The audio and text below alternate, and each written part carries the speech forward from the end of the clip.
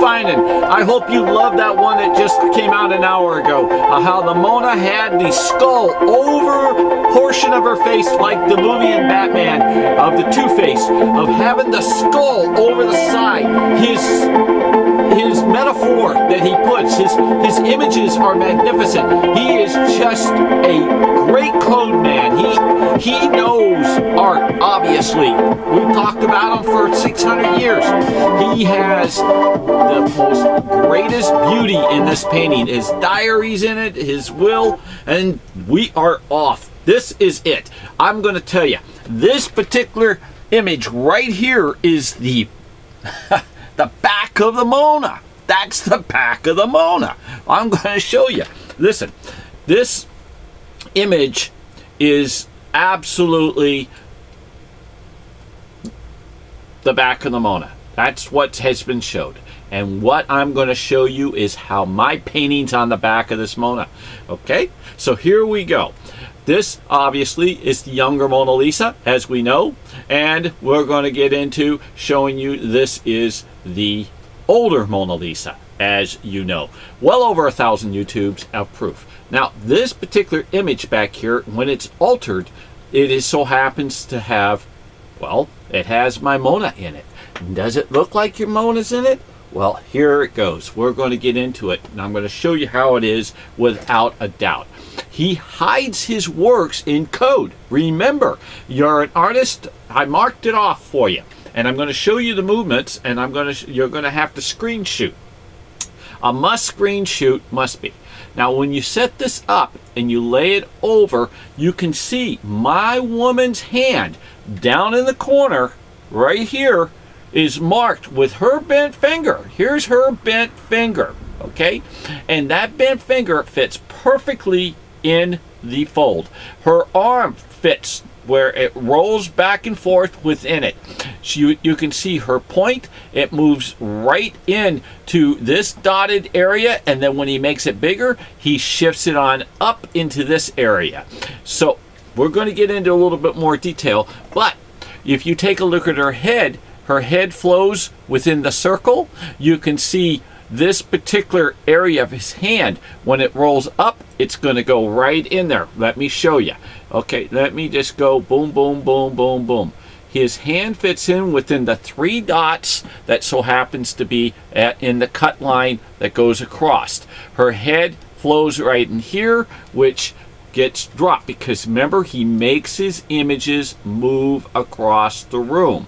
So she's here, and then she so happens to float over here, and then she flows over here and over here, up and down, up and down, up and down. Okay, because you know it's like being chased around a pool table or something of that sort. So her hand fits down in the corner, as we see right down here. Screenshot anywhere you want. You can watch it. His hand fits in this notch, and then when you slide it over, he fits in this notch, and you slide it over, he fits here, he fits here. You can see the movements of it. His nose fits within the frame. His cloak, when it gets over to the portion, he fits perfectly within the dots of his cloak. So here's his cloak that comes around, and what he does, what also gets really, really wild, watch this. You see this image back here, this long particular image? Let's see if you can see it.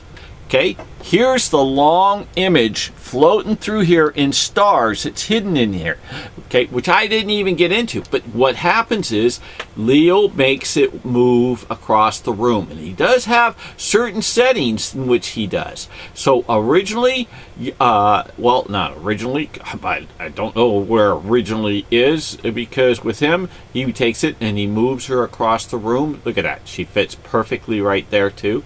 And you can see all these dotted lines here. He has markings for this hand to fit while he places her. He places her this way, and he places her up higher, and he places her bigger, and he even tilts her head back, like she's listening. Like right here is her face fine, but when he gets to here, he tilts it more because he's looking and gazing and getting closer.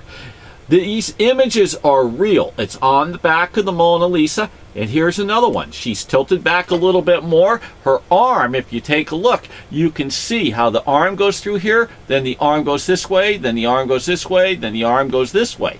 So that means he takes her and he turns her. Her shoulder. Take a look at her shoulder right here. When I put it on up, you can see the blue. Watch when I move it on up. And bam, it's going to fit right in that blue because you know how to fit a puzzle. There it goes. You can see Da Vinci's way of he metaphors, and you can even see her breast line. Right through here, her breast line and her clothes. So you pull this down, you can see the little doodad and the line that runs. When you put it up, it gets more obvious. For the reason is because he hides it so well, you need a template to follow it. You can even see the hat when it flows to right here. You can see the top of the brim of the hat right there. You bring it back down to where the hand is, it even fits even better. Because that's where I started, so you can have a better chance of seeing the image, because certain images when on different poles comes out better.